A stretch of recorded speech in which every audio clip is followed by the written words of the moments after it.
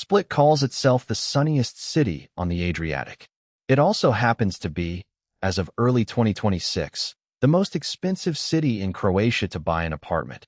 More expensive than Dubrovnik, more expensive than Zagreb. Those two facts sit on the same postcard. The question is what happens when you try to live inside it, not just photograph it. There is a particular kind of building in Split's Old Town, a stone wall that was once part of Diocletian's Roman palace, 16 centuries old, with a modern apartment door bolted directly into it. Tourists photograph the wall. Someone else pays the rent behind the door. That gap, between the image and the invoice, is where this episode lives. Split runs on two overlapping economies. One is priced in tourist season and foreign demand, short-term rentals, second homes, coastal land that doesn't get built on twice. The other is priced in local wages, the ones that pay for groceries in February, not July. Numbeo, government wage data, and property records all describe the same city, but they are describing two different affordabilities. Start with the local side. Croatia's national average net salary reached €1,511 in January 2026 and climbed to €1,552 by April, according to the Croatian Bureau of Statistics, a real, inflation-adjusted increase, not just a nominal one. But the average hides more than it shows. The median net salary in early 2026 sat closer to €1,300. €1,300. That's the number that matters more. Half of Croatia's workers earn at or below it. The gap between that median and the flashier average, roughly €250, is what statisticians point to when they say a small number of high earners are pulling the national picture upward. Coastal cities like Split typically post regional averages in the €1,400 to €1,700 range, still shaped by the same skew. Now put a number from the other economy next to it. To qualify for Croatia's digital nomad residence permit, a non-EU applicant must show a minimum monthly income of €3,622.50, a figure set by law at 2.5 times the previous year's average net salary, and confirmed directly on the Ministry of Interior's site as the current 2026 threshold. One side of the city needs €1,300 a month to be a typical worker. The other side needs €3,622.50 a month just to be allowed to live here on a nomad permit, nearly 3 times the local median. Both numbers describe Split. Neither describes the other person's split. Rent is where these two economies collide first, and where the picture depends heavily on timing. In early 2026, market trackers put the average one-bedroom apartment in Split at around €820 a month, with a realistic range from about €550 in outer neighborhoods up to €1,050 in sought-after areas like Bakvis or Mij. Studios run lower, roughly €650 on average, spanning €450 to €890. Those are year-round averages. They are not the same thing as what a resident actually pays month to month, because Split's rental market splits in two along the calendar. Off-season, October through May, one-bedroom listings run roughly €500 to €850, close to the averages above. Come June, many landlords convert the same units to short-term tourist lets, and the few long-term leases still on offer can jump to €1,200 to €2,000 a month. These are two different measurements, an annual average versus a seasonal snapshot, and they shouldn't be read as contradicting each other. They're describing different months of the same market. What they agree on is the underlying mechanism. Tourism doesn't just visit Split's rental market, it periodically annexes it. Add utilities, and the monthly floor rises further. Basic utilities for an 85 square meter apartment, electricity, heating, cooling, water, garbage, average around €173 a month. Total living costs, excluding rent for a single person, land somewhere between €740 and €1,530 a month, depending on the source and lifestyle assumptions, with one blogger-turned-resident's 2026 budget guide putting a genuinely comfortable single life, rent included, at €1,800 to €2,000. Set that comfortable figure against the local median salary of roughly €1,300, and the arithmetic doesn't close on one income. It closes, if at all, on too, which is part of why so many Croatian residents in Split still live with family, split costs with a partner, or inherited property outright rather than renting or buying alone. And as we'll see when we look at the sale market, that arithmetic gets considerably harder, not easier, once someone tries to actually own a piece of the city rather than rent one. Split's property market needs to be read carefully, because three separate sources describe it in three separate ways, and they are not measuring the same thing. The first is a government benchmark. Croatia's Agency for Transactions and Mediation in Immovable Properties, or APN, publishes annual price per square meter figures used to calculate first-time homebuyer subsidies. For 2026, that benchmark for Split rose from €3,462 to €3,738 per square meter, a figure drawn from an Institute of Economic Study and meant to represent a fair, subsidy-eligible baseline, not the actual market. The second is actual completed sales. An analysis of 1,092 real apartment transactions in Split, recorded in Croatia's official property market information system between 2025 and April 2026, put the median price per square meter at €4,038 and the average at €4,065, with most deals landing between roughly €3,400 and €4,600. The median total apartment price across those same transactions, €194,150. €194,150. That single number is worth sitting with. Set against the local median monthly net salary of roughly €1,300, it represents almost 150 months of someone's entire income, spent on nothing else, just to buy the median apartment in their own city. 12 and a half years of total earnings, with zero left for food. The third source is asking price data, aggregated from active listings rather than closed sales. Croatia's national listing tracker, nekretnine.hr, recorded an average asking price of €3,844 per square meter nationally in March 2026, with the Dalmatia region, where Split sits, highest at €4,052. Independent market blogs citing broader listing pools push the range even further, from roughly €3,024 up to €5,660 per square meter, depending on methodology and which listings get included. Three numbers, three different jobs, a subsidy calculation, a record of what buyers actually paid, and a snapshot of what sellers are currently asking. They shouldn't be averaged together or treated as competing claims about the price of Split real estate. Each one is answering a slightly different question, and readers comparing cities across this series should keep that distinction in mind. What all three agree on is direction and geography. Prices are climbing, roughly 9 to 13% nominal growth over the past year, or closer to 4% once inflation is stripped out. And the neighborhoods diverge sharply.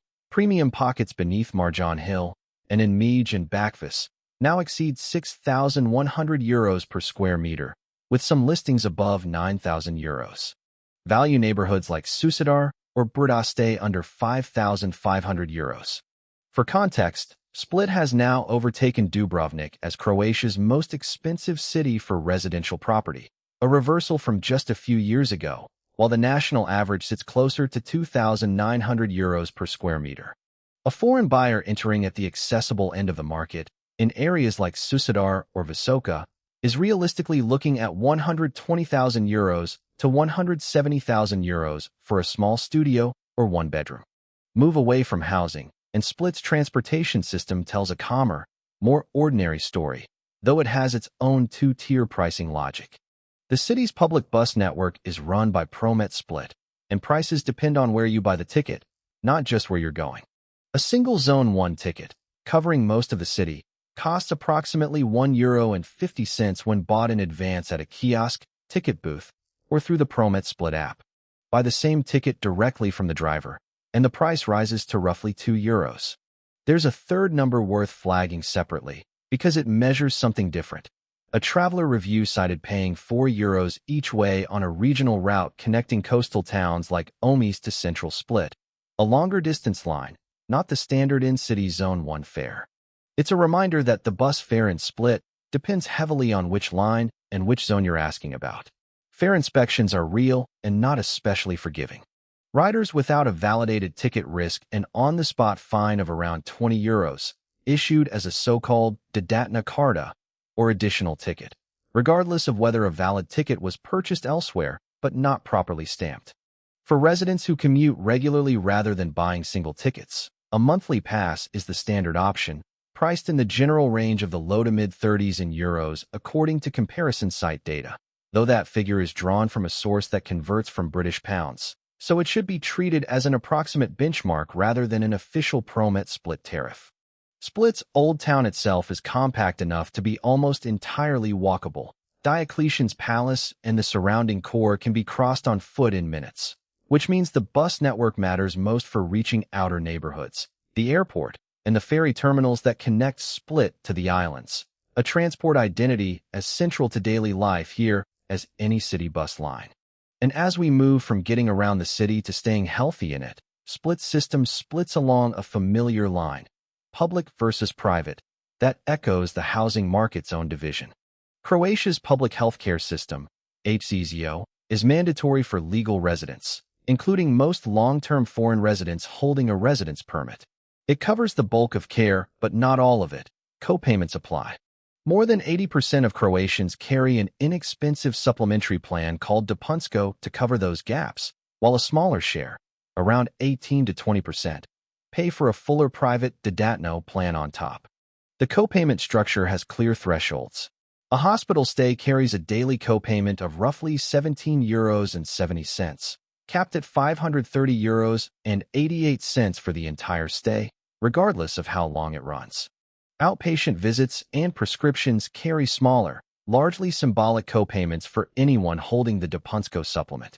Split's public backbone is KBC Split, the regional teaching hospital with main sites at Firul and Kryzine, serving as the default for serious emergencies across the wider Dalmatian coast.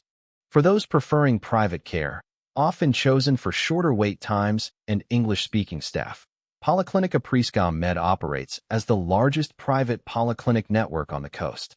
Digital Nomad permit holders sit outside this system entirely on the public side.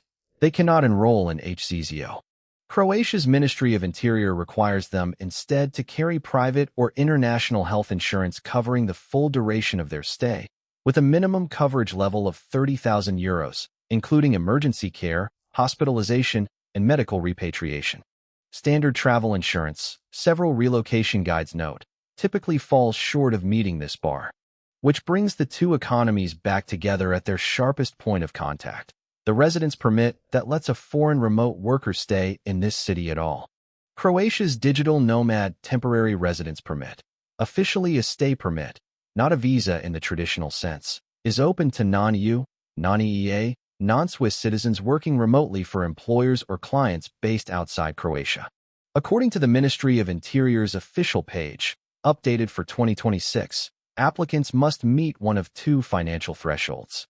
The first path is income, at least €3,622.50 per month, provable through 6 months of bank statements or payslips.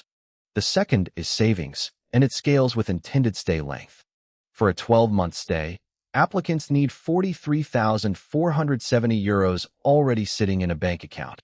For 18 months, the maximum duration the permit allows, that figure rises to €65,205, €43,470, €65,205. Two savings thresholds, 12 months apart, rising in lockstep with the length of stay requested. A reminder that this permit is priced not just by who you are, but by how long you intend to remain. The income threshold itself isn't fixed, it's formula-driven, set at 2.5 times the average Croatian net monthly salary from the previous year, recalculated annually as wages rise. That's why it climbed from around €3,295 through most of 2025 to €3,622.50 in 2026. Croatian wages grew, and the bar for digital nomads grew with them. Each additional family member or life partner adds another 10% of the average salary to the requirement. Duration works on its own layered structure. The permit can be granted for up to 18 months at once. If someone is granted less than that, they can apply for an extension no later than 60 days before their permit expires, but that extension itself is capped at a maximum of 6 additional months. There's no indefinite renewal path. After the permit expires, a full 6-month gap outside Croatia is required before reapplying, whether for a fresh digital nomad permit or a family reunification claim tied to one. The permit also comes with a hard boundary on work. Holders are explicitly barred from performing work for Croatian companies or clients. The entire arrangement is built around income flowing in from outside the country, not participating in the local labor market, which is part of why this pathway doesn't compete with local jobs the way a standard work visa might. Fees are modest relative to the income bar. Applying through a diplomatic mission abroad runs about €54.74 for the stay permit, plus €93 for the long-term D visa, or roughly €41 for a biometric card where available. Applying in person at a Croatian police station, after entry, costs closer to €46.45 for the stay permit, plus around €41 combined for the biometric residence card and its administrative fee. One claim circulates widely across relocation and immigration advisory sites that income earned under this permit is fully exempt from Croatian income tax. It's a consistent, repeated claim, but it isn't spelled out in the residence permit procedure page published by the Ministry of Interior itself, which focuses on stay conditions rather than tax treatment. Anyone weighing this permit specifically for its tax implications should confirm the current position directly with a Croatian tax advisor rather than relying on secondary sources alone.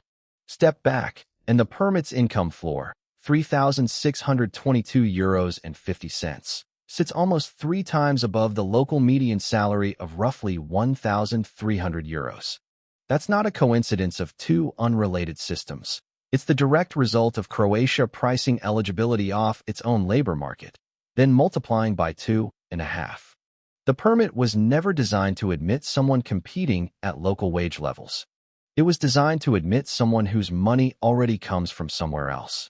Which loops back to that wall in the old town, the 16th-century-old stone with a modern door bolted into it.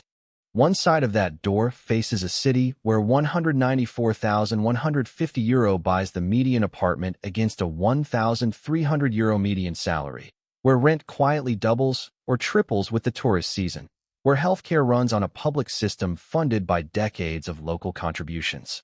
The other side of that door faces a city priced for someone earning €3,622.50 a month or more, carrying €30,000 of private insurance the public system doesn't require of locals, and free, by law, of any obligation to compete for a Croatian salary at all. Both cities are real. Both are called Split. Neither one is lying about the price of admission. They're just charging different people at different doors. So which door is Split actually offering when someone weighs a move here in 2026? Is it the door priced for a median local income of €1,300, where the math on buying property barely closes even across 2 full-time earners? Or is it the door priced for a nomad income floor nearly 3 times higher, where the same city, the same walls, the same sea, costs something else entirely?